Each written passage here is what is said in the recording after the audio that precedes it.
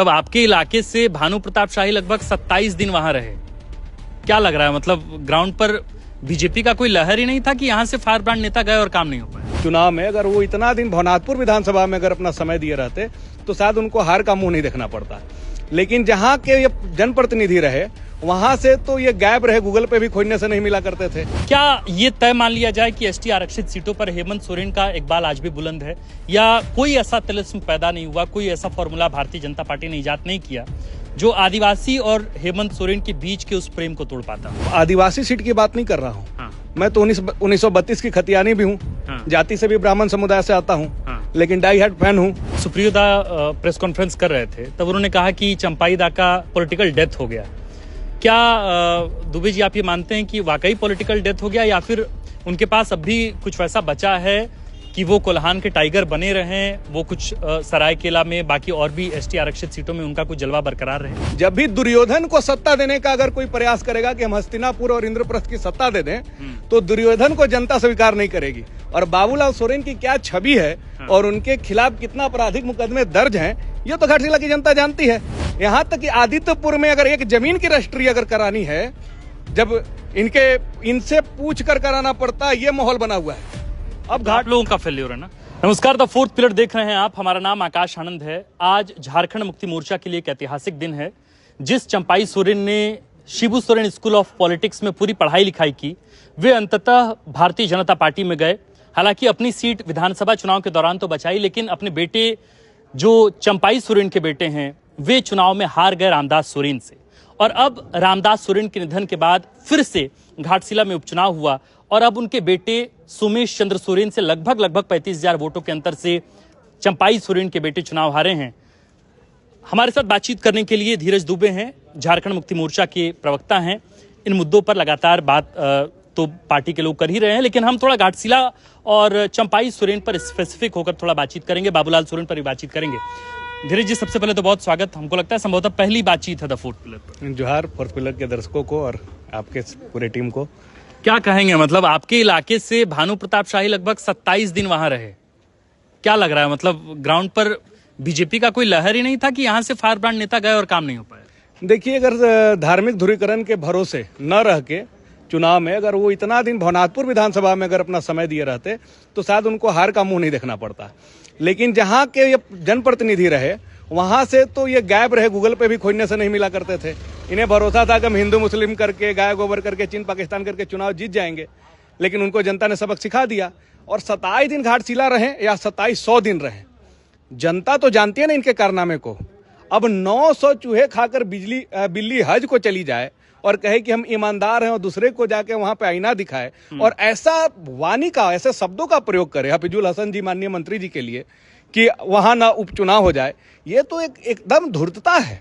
और भानु जी से कहना चाहेंगे कि इस भूल में न रहें। और आपने भी अभी एक बात बोला कि चंपाई सोरेन जी अपनी सीट बचाने में सफल हो गए थे। असल में हुआ क्या था उस समय आकाश जी कि जेएमएम से जब वो भाजपा में गए तो हमारे कार्यकर्ताओं को भी शिफ्ट करके चले गए थे, जिसके कारण वो सीट निकाल लिए।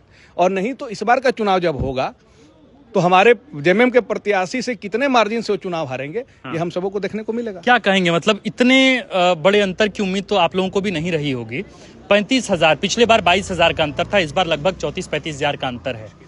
क्या ये तय मान लिया जाए कि एसटी आरक्षित सीटों पर हेमंत सोरेन का इकबाल आज भी बुलंद है, या कोई ऐसा तिलिस्म पैदा नहीं हुआ, कोई ऐसा फॉर्मूला भारतीय जनता पार्टी ने इजाद नहीं किया जो आदिवासी और हेमंत सोरेन के बीच के उस प्रेम को तोड़ पाता? नहीं, सिर्फ आदिवासी सीट की बात नहीं कर रहा हूँ। हाँ। मैं तो 1932 की खतियानी भी हूँ। हाँ। जाति से भी ब्राह्मण समुदाय से आता हूँ। हाँ। लेकिन डाई हार्ड फैन हूँ।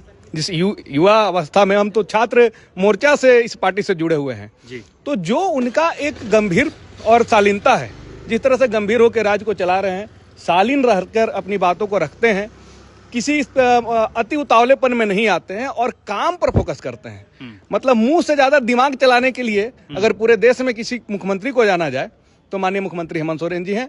और ये इसलिए रिजल्ट में तब्दील हो रहा है कि जितना भी एक हाइप क्रिएट झारखंड मुक्ति मोर्चा नहीं करती है, बीजेपी जो काम करता है उसका हाइप क्रिएट करता है। लेकिन अगर हमारी योजनाओं को धरातल पर देखा जाए तो आप देखेंगे कि धरातल पर जितनी योजनाएं समाज कल्याण का माननीय मुख्यमंत्री हेमंत सोरेन जी ने चलाया, जितने लोगों को, जितने परिवार का लाभ सरकारी योजनाओं से मिल रहा है, अभी तक के झारखंड के इतिहास में किसी भी पार्टी के द्वारा इस तरह की योजना का लाभ झारखंड वासियों को नहीं दिया गया है। मतलब अभी जब सुप्रियो दा प्रेस कॉन्फ्रेंस कर रहे थे तब उन्होंने कहा कि चंपाई दा का पॉलिटिकल डेथ हो गया।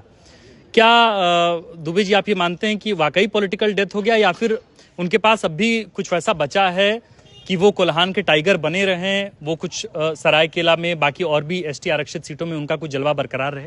देखिए, पुत्र मोह में धृतराष्ट्र बनेंगे तो यह गति होगा। जब भी दुर्योधन को सत्ता देने का अगर कोई प्रयास करेगा कि हम हस्तिनापुर और इंद्रप्रस्थ की सत्ता दे दें, तो दुर्योधन को जनता स्वीकार नहीं करेगी। और बाबूलाल सोरेन की क्या छवि है और उनके खिलाफ कितना आपराधिक मुकदमे दर्ज हैं, ये तो घाटशिला की जनता जानती है। यहाँ तक कि आदित्यपुर में अगर एक जमीन की रजिस्ट्री अगर करानी है, जब इनसे पूछ कर कराना पड़ता है, ये माहौल बना हुआ है। अब घाट लोगों का फेल्योर है ना ये। अब तो धीरे धीरे उनको जगह पर लाया जा रहा है, लेकिन ये माना जा रहा है कि जो है ट्रैफिक पुलिस से उलझ जाना, हथियारों का शौक, तो तरह तरह के वीडियो, तरह तरह का भाषा का प्रयोग, गुंडागर्दी। जनता झारखंड की बहुत शालीन है, ये आदिवासी बहुल्य राज है, ये शांति प्रिय लोगों का प्रदेश है। यहाँ पे जो कोई भी हुड़दंग मचाने का प्रयास करेगा, जो लोग भी कानून से बाहर जाके रंगदार और खौफ बनाने का प्रयास करेगा, उनके लिए धरती सुटेबल नहीं है। तो ये घाटशिला चुनाव के अभी तो निष्कर्ष पर, अभी नतीजों पर बहुत अलग अलग ढंग से अभी उसकी विवेचनाएं होनी है, उसका विश्लेषण होना है, उस पर मीमांसा होनी है। लेकिन अभी फिलहाल प्रथम दृष्टया अभी तो बयानबाजी होंगी। जेएमएम की तरफ से भी बयान आने शुरू हुए हैं, सुप्रियो दा ने भी बयान दिए हैं, धीरज दुबे जी स्पोक्स पर्सन है, वे बयान दे रहे हैं।